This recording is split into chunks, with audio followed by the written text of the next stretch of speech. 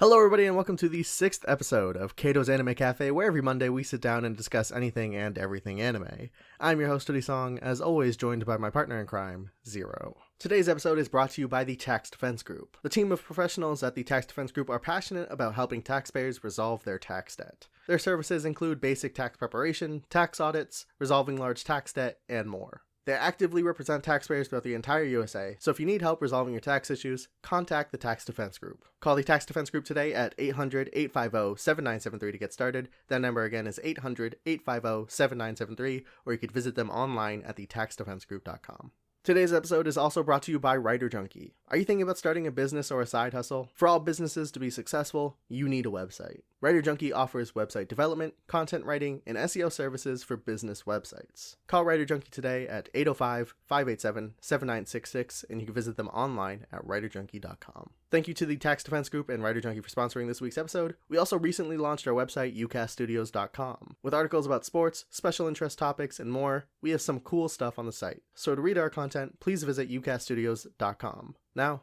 let's get back into it. Zero, every week on the Anime Cafe, we're going to be taking a look at some of the most popular threads on Reddit's r/anime and giving our hot takes on the conversation. Can you read us this thread by Super Alloy Berserker? Certainly. He asks, what is your favorite anime per year for the past decade? Now, this is a pretty big question. It is. So it's very likely that, well, we'll play it by ear. If we can get through all 10 or even 11, because I did it all the way to 2020. I don't know if you got one for 2020. Obviously, it's not the end of the year yet. It could still change, but I have my answer for now. If we could get all 11 done in this episode, we will. I don't suspect that we will be able to based on previous discussions, but we'll try. We'll see what happens. I'm going to start us off with 2010 because, frankly, I'm not sure I've seen many anime from 2010. Every single year on my list, I do have honorable mentions for, at least one, mostly 2 or 3. 2010 is the one where I only had one anime that I even think I saw, let alone thought was great. I'm like 80% sure you forgot one. It is possible. So I'll give you my answer. And this is the only anime I think I've seen. Luckily, it is a great anime. My anime for the year of 2010 is Bakuman. Can't go wrong with Bakuman. Yeah. Instant All right, go ahead, classic. give me your answer. What did you think I forgot? Well, I know this isn't your answer, but did want to remind you that we did watch Angel Beats for the I don't remember if it was First Impressions or Kato Review. No, it was First Impressions. We watched the first 3 episodes. I think I might have forgotten about Angel Beats, but I promise you it would not have even made honorable mentions. So, fair enough. Bakuman is solidly my answer for anime of the year. Is it yours? Yes, but I also sort of had problems going this far back. Like, I added FMAB just to, like, flesh out the list of possibilities a little more, because before that I only had Durarara, Angel Beats, and Bakuman as the only anime I've seen from 2010. Here's why I wouldn't have given it to FMAB, although that would have made an honorable mentions, because I did have honorable mentions for shows that I've seen like a good amount of and just never got around to finishing it. But if I had finished it, I think they would have been higher up on my list.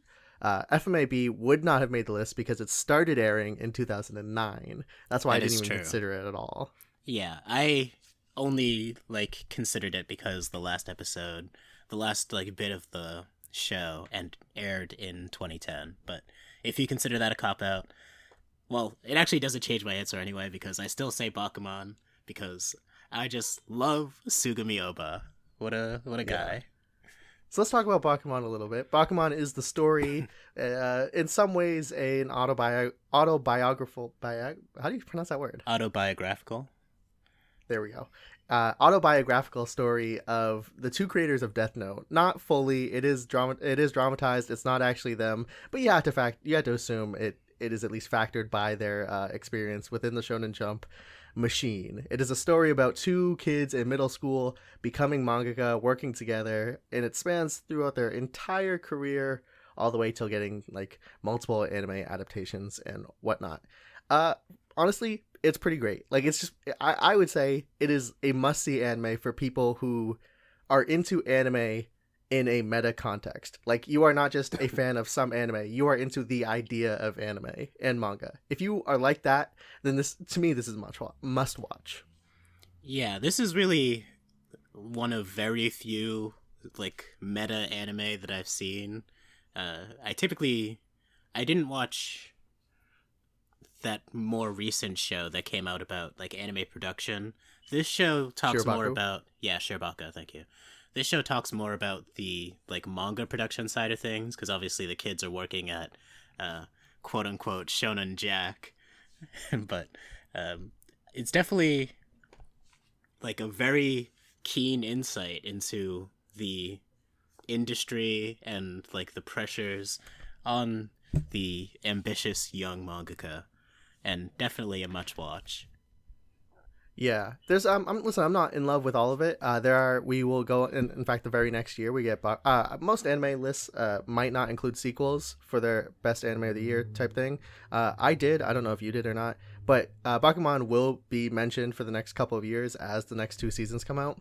It didn't quite land in mine, so it's not like it's not quite a perfect show in my opinion. There's a lot to be learned from it. There's a lot of entertainment value. One of the things I don't necessarily love about Bakuman is the romance angle, and that's not something you can kind of just ignore. It's actually pretty much one of the main factors of the show. So Yes. Again, by far it is not a perfect show, but it is certainly damn entertaining.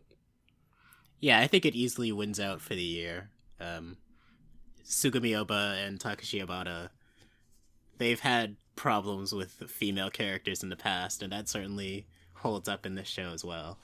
But yeah, I wouldn't even say that it. all the romance is bad. Just like I would say like maybe 65 to 75% of it is bad, and there's a good 25% that I would say is pretty good, honestly. But that's 2010. Let's go ahead and jump up straight to 2011. Give us your answer or your honorable mentions, whichever you feel is more dramatic, I guess. Well, of course you got to start with the honorable mentions. So,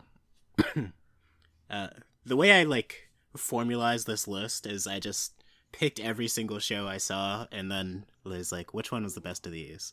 And for this year, I had seen Part 2 of Bakuman. I did actually include sequels, seasons, and whatnot. Steins Gate, Dead Man Wonderland, second season of Kaiji, Fate Zero, and Hunter x Hunter. Now, 3 of those shows, depending on who you ask, could be like huge contenders for like the best anime of all time. So This is actually a pretty contentious year. I personally give it to Hunter x Hunter because I'm a shonen boy at heart. I'm curious to see which one you put at the top, though.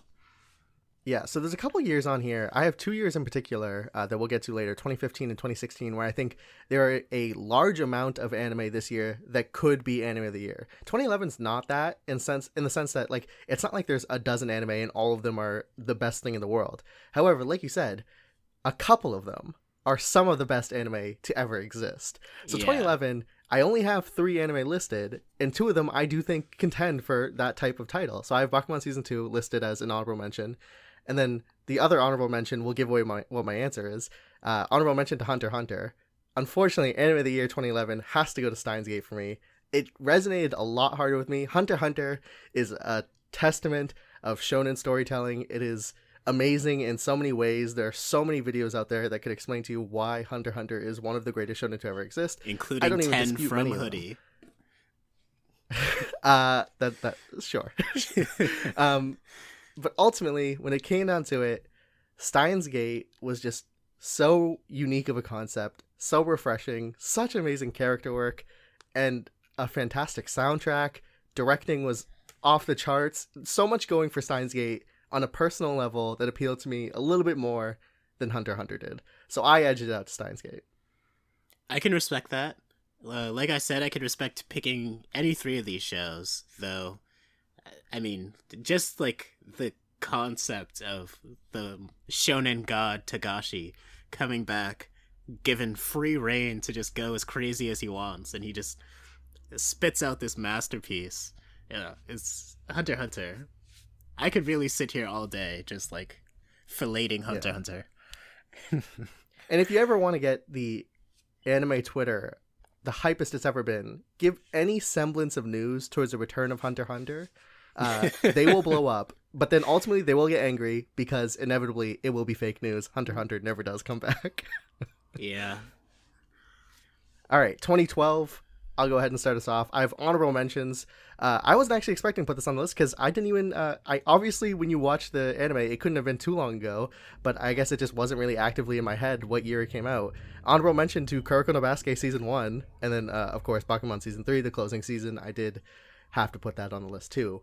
But my answer for what anime of the year actually was had to go for something we've reviewed in depth on our channel. If you go check out Kato Reviews, it went to Psycho-Pass. Psycho-Pass to me, season 1, not talking about season 2, season 1 of Psycho-Pass is one of the greatest anime I've ever seen. It's up there. It's not as good as Steins Gate in my opinion, but it's up there in that same category of prestige.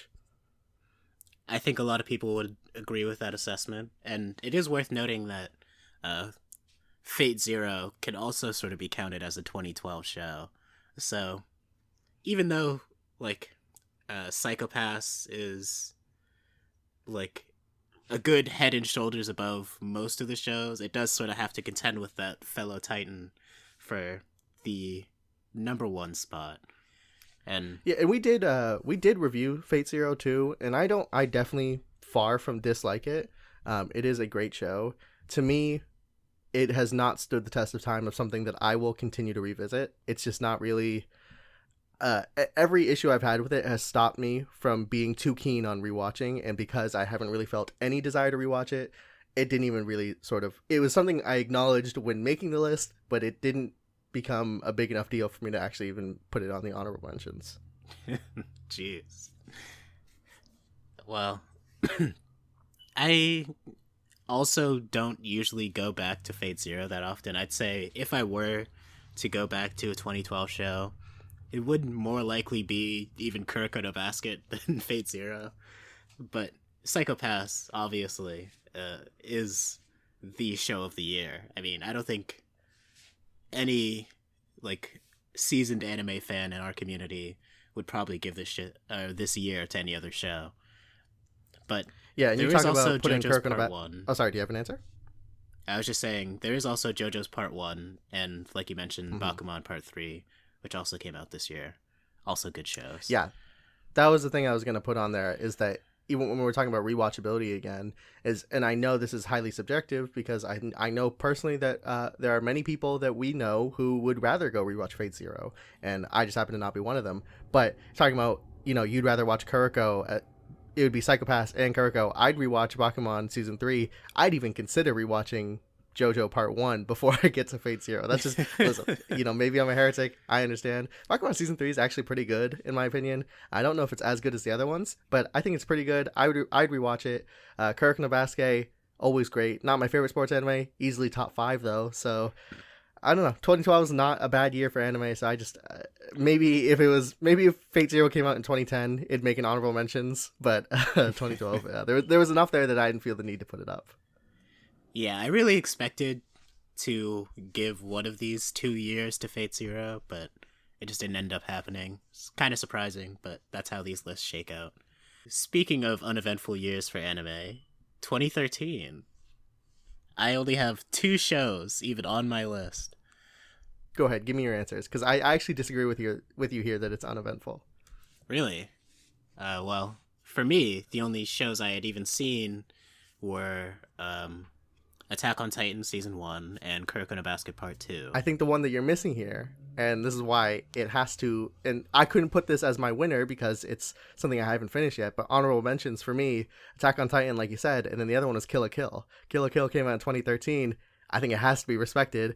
If I had finished the show, easily anime of the year for me. Unfortunately, I did not, so it had to go on honorable mentions. The other one that you mentioned that is my anime of the year ultimately did go to Kuroko no Basuke Season 2. It was tough because I actually was considering Attack on Titan. I do like Season 1. I think I might like Season 1 more when I finish Season 3, and I'm just starting Season 3. So I wasn't...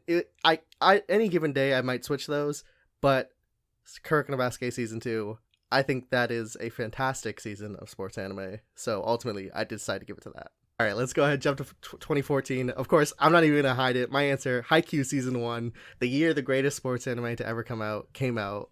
It's the best. Actually, I have a little wrench to throw in your scheme here. Well, 'Cause okay. Let me preemptively grab the wrench and throw it back at you. Another, I don't know if this is specifically what you're going to go for here. Another great sports anime came out in 2014, Ping Pong. I love Ping Pong too. Ping Pong is maybe the most artistically expressive, artistically interesting. So much going on for Ping Pong. It's a great sports anime. Maybe number 2.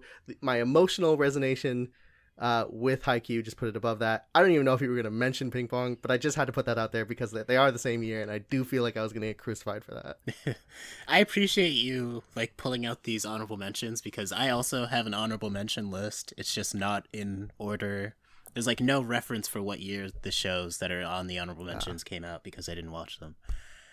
But there are 2 wrenches here. The wrench I was actually going to throw at you before you caught the other one that was flying at the back of your head is Legend of Korra 3. Also came out 2014. Okay, come on. There's no way you believed I was gonna die on that hill in this very episode. I hoped so. Oh my god, imagine if I did that. Imagine if I said greatest anime of the year, Legend of Korra. Listen, I'm of the personal opinion. I know this even stating this is controversial. I don't really care enough about like the definition of anime. I'm fine with considering Avatar and whatnot anime. But come on, there's no way. There's no way I would have done It's that. the Zahir season, dude. Come on. It's true. It's true. I mean, if we were just ranking things that I have seen, then for sure that could have potentially taken it. But no, 2014, I did give it to Haikyuu season 1. Honorable mentions to Ping Pong, like I said. I also threw in Parasite, which we reviewed on the channel pretty fondly. And then the last one, another favorite show that honestly could take it if it was more active in my memory, is No Game No Life. We've talked about this last episode with best first episodes. But if No Game No Life had a season 2 and it was something I was actively thinking about all the time, then No Game No Life might have been my favorite anime that year. Unfortunately, it didn't, and Haikyuu did, so I just think about Haikyuu a lot, and that makes it, like, really emotionally powerful in my mind. I can respect that. For me, we're getting into the years where I guess started watching a lot of new shows because there are like 8 shows on this list here. I won't name all of them, but the honorable mentions go to Shingeki no Bahamut. Season 2 came out 2014. I don't know if I would have given it to season 2, but I don't know, what year did season 1 come out? Because I don't even think I came across it. But if I had remembered to put it down for that year it came out, I probably would have put season 1 as an honorable mention. But I don't think season 2 would have made mine. I like season 2. I'm not going to get into defending it right now. Yeah, actually, I think we went at it a little bit in our actual review. If you go check out on our channel, Kato Reviews Rage of Bahamut season 2, I actually do think we disagreed about this season quite heavily. Yes, I think that as well. Aside from Rage of Bahamut, there was Noragami, Noragami I got really excited about and sort of never picked up again. I never watched season 2 or read any of the manga because by the end of season 1 it was going in a direction different from like my sort of concept of where the story was going, and I liked my ideas better. That's always the trick, is that some people say you shouldn't do this. I disagree. Is that like people say if you get too in your head about where you think a story should go, any result that isn't that is gonna not live up to your expectations. And I understand what they're saying. I even understand why the average viewer might not or might be better off not doing it. I just think it's a good writing exercise. You know, I just think like taking a story for what it is and thinking, all right, what loose ends can I identify right now? Where could this go in an interesting way? I do think that in itself is a good exercise. And I think as long as you're just not like too personal about it, as long as you're not thinking like, okay, well, this is the only good way because it's the way I came up with it. As long as you're able to recognize that you do have innate biases and can judge it against what actually happens, I actually think it's a useful exercise. I agree. I don't think art needs to be enjoyed any one way. And I think even though this process did end up hurting my enjoyment of a show. It's not something I do often enough for me to think that it's a bad practice that I need to actively avoid. But there are certain cases where a show ends up being something I probably appreciate less than I would have because, I have my own ideas of how it should, how events should play out. So, 2015. But you didn't? Did you even give your answer for 2014? Oh, right, I didn't. All right, what's your anime of the year? Mine was Haikyuu season 1. Did I even make your honorable mention list? Haikyuu season 1 is my answer. So, oh, heck yeah, dude. I think if it had happened in a more interesting year, Haikyuu probably would have just been an honorable mention. But I mean, Zonkyu no Terror is on this honorable mention list, so that just shows how boring this year was. It was not a steep year. Haikyuu, because even as a Haikyuu fan, Haikyuu season 1 isn't like the top of the series for me. Arguably, by the time the show ends, it will be the first or second on the bottom. So I would not blame you for I didn't anticipate this being your answer. Honestly, I thought maybe you would give it to No Game No Life, but or Parasite. But yeah, Haikyuu season 1, weakest of what we've seen so far, probably weakest of what we'll ever get. So it was a slow year, but still, Haikyuu edged out that victory. On to 2015, this was one of the years where I was talking about many anime came out that could compete for the spot. So I'll go ahead and read my honorable mentions. Death Parade, Kuroko no Basuke season 3, Prison School, and Haikyuu season 2.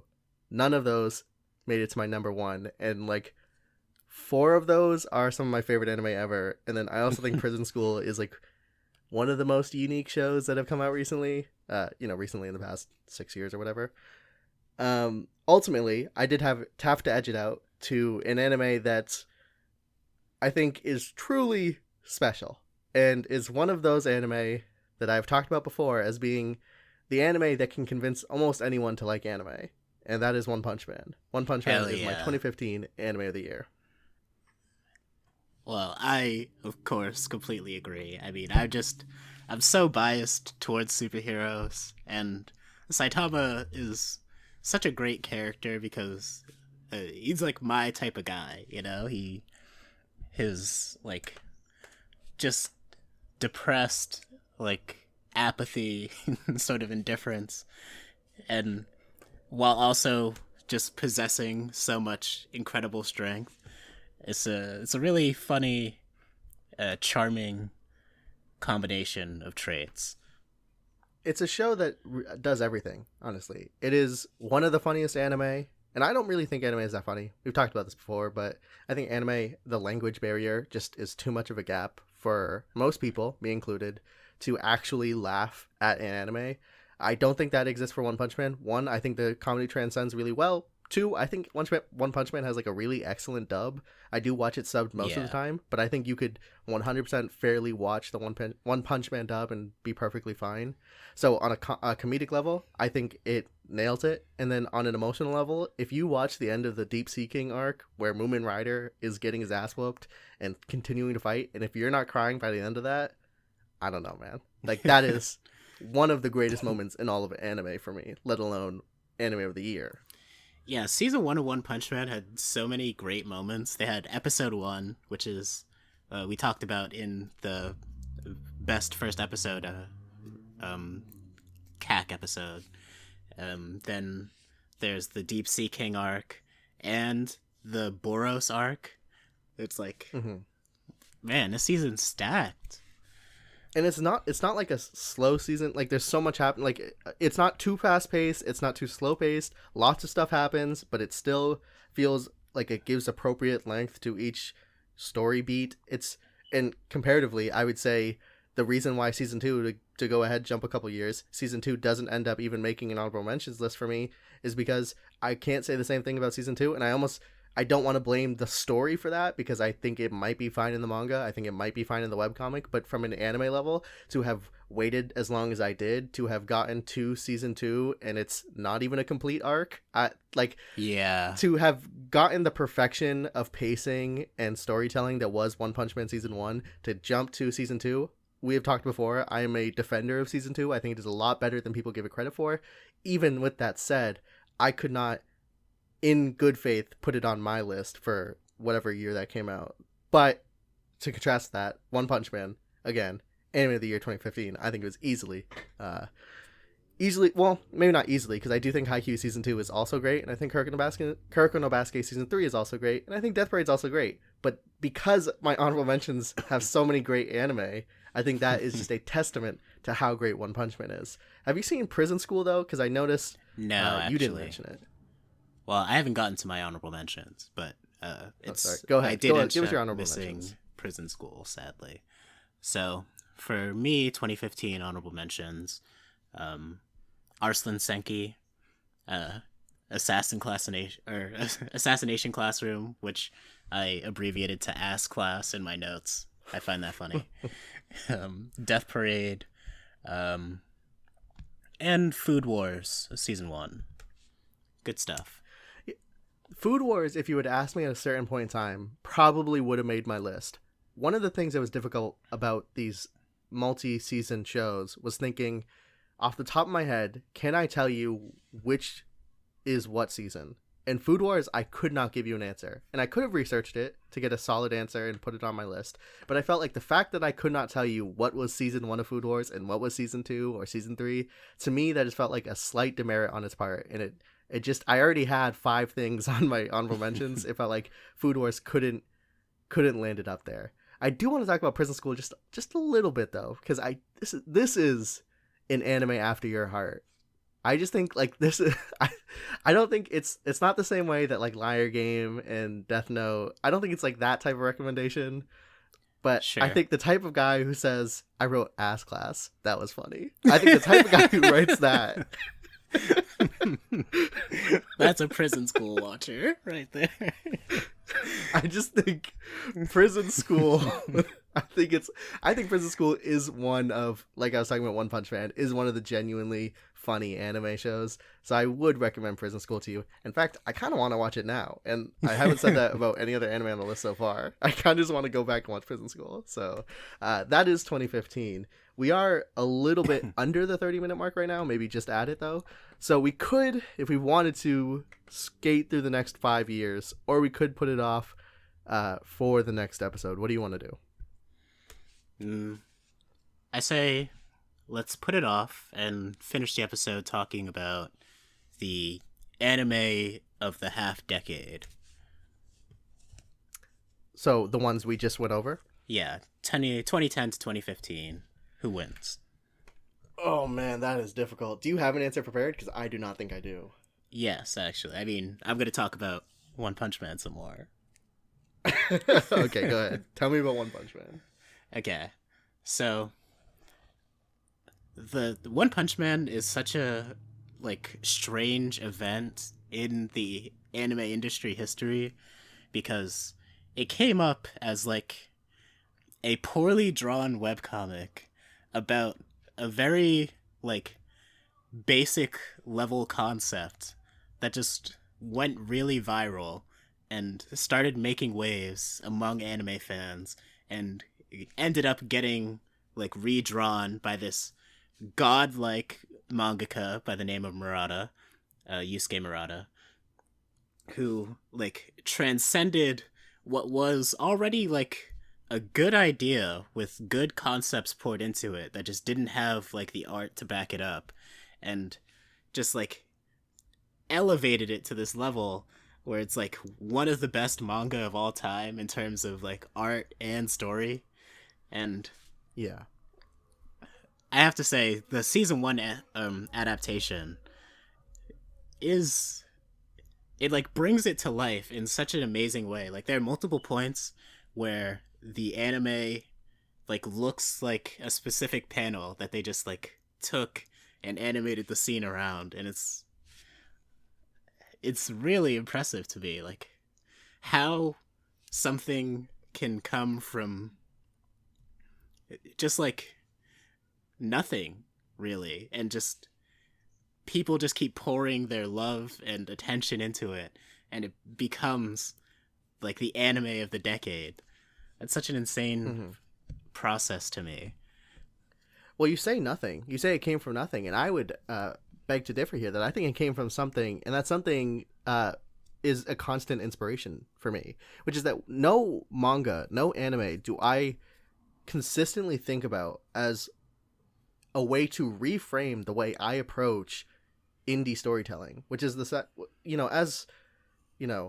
a writer, as someone who's trying to be a writer, especially writing comic books, I am constantly in debate with myself about what can I do with my current skills and with no money.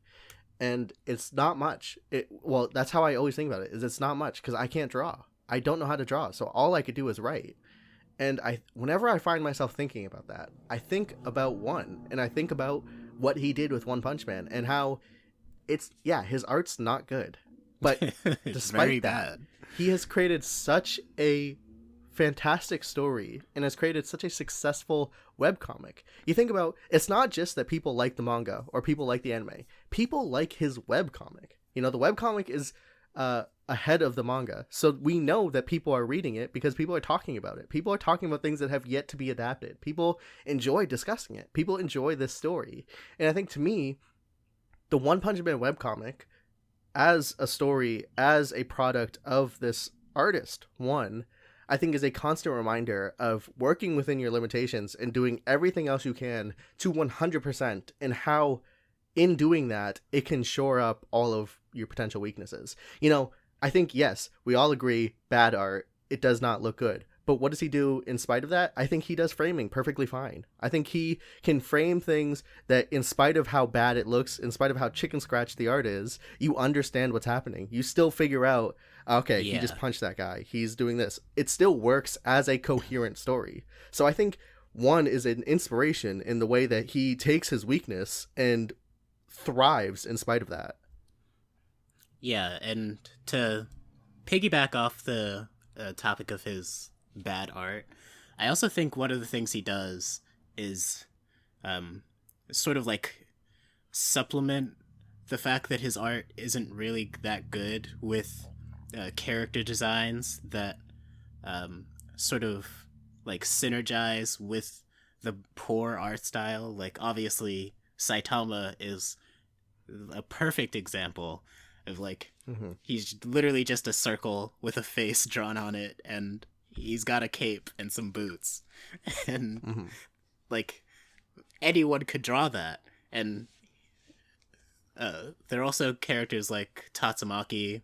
Her hair is just like a bunch of squiggly lines, and it's like, all of these characters, they like get transformed or like more detailed when they get adapted to the manga and the anime. But he really does work incredibly well with the limited tools at his disposal, at least initially. Yeah, I don't know. Talking about it, it feels like when you had asked what was the answer for the best anime from 2010 to 2015, I did not have an answer, and I still feel a little tugging towards one specific way. But talking about One Punch Man, it really pulls me there. Like, it really makes me want to just say, yes, One Punch Man, that's it, that's the answer. The only hesitation I have in my mind is I think Steins Gate is really, really great. Like, Steins Gate is a really fantastic anime, and I just... I don't know. I don't know if I could pick between that and One Punch Man. Steins Gate is really fantastic. And watching it for the first time, I was unprepared for like how amazing of an experience that would be. And I still remember like being blown away, just like how quickly things like went up to the 11th gear. That's not a phrase, is it? Not quite. You're almost there. You're 90% there. Just roll with it. I barely speak English. But it starts with this setting that's like so intimate and just like this tight-knit friend group just sort of leisurely chilling around their apartment. And then episode 12, it's like, every time I turn a corner, someone dies. What's happening to me? Yeah, and it's the epitome of something I've been thinking a lot recently, which is just learning to trust a creator to take you on a ride. Because I genuinely believe that Steins Gate's first half, if you don't trust, if you don't know that it's going to get to somewhere amazing, I think it can feel like a bit, oh, we're just lollygagging around, what is the point of all this? But if you watch that first episode and see that even if you don't understand what's happening, because a lot in that first episode doesn't quite make sense, and it'll, for intended reason, it doesn't make sense. If you just say, look at it and think, okay, I believe that the creators here are doing something, and I don't know what it is yet, but I don't think they want me to know. And I think I could trust in them to get me there. If you could just trust them, this anime is the epitome of just learning to trust the creator. And if you just trust them, I do think when you get there, when you finish the end of the show, it does wrap up in a way where it is thoroughly satisfying, where I do feel like your trust is well placed. Have you seen Steins Gate Zero? No, and I'm really disappointed because I was just gonna wait till it was done, and hopefully everyone loved it, and then I would have watched it and loved it too. And it seems enough people liked it that I don't think I will dislike it. I think I might enjoy it still, but I was really, really hoping it was gonna be like universally beloved.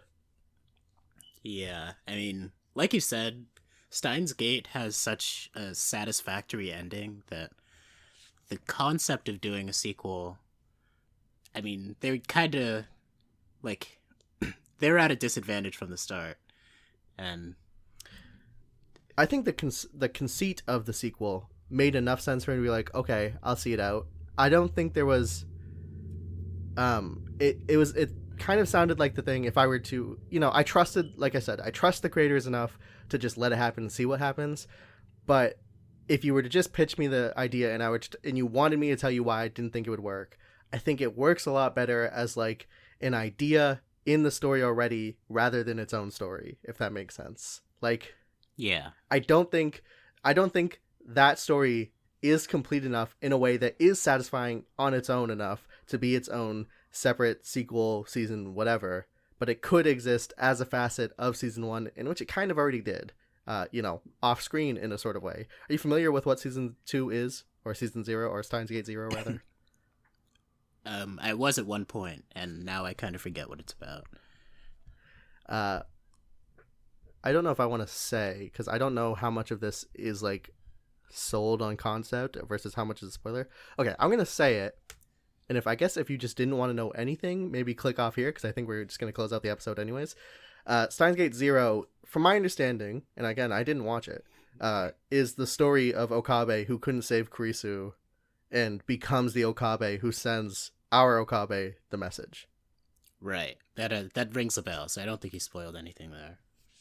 So I don't know what the end of that story is, right? Because like if he sends the message and that's the end, is that a satisfying story on its own? I don't know. Yeah, it seems like it might not really add that much hearing that story. Sort of like the Han Solo movie. Yeah. I don't know. I am probably going to get to it at some point. I just, because it wasn't universally beloved, I didn't quite feel like I had to. But all that said, everything I just said about Steins Gate and how great it is, I do feel like we ended up making a compelling argument for why One Punch Man is not only a great anime, but just a special property overall. Like a really special story. So I do think I'm going to have to give it to One Punch Man from 2010 to 2015, anime of that sub-decade. Hell yeah. One Punch Man for life. All right, I think that's going to do it for this week's episode of Kato's Anime Cafe. I want to give a quick shout out again to this week's sponsors. Thank you, Writer Junkie and the Tax Defense Group for sponsoring the Anime Cafe, and thank you to everyone listening. You can catch us uploading every Monday to UCast Studios' YouTube channel or your favorite podcast apps. I've been your host, Hoodie Song, with my partner, Zero. Until next time. さよなら。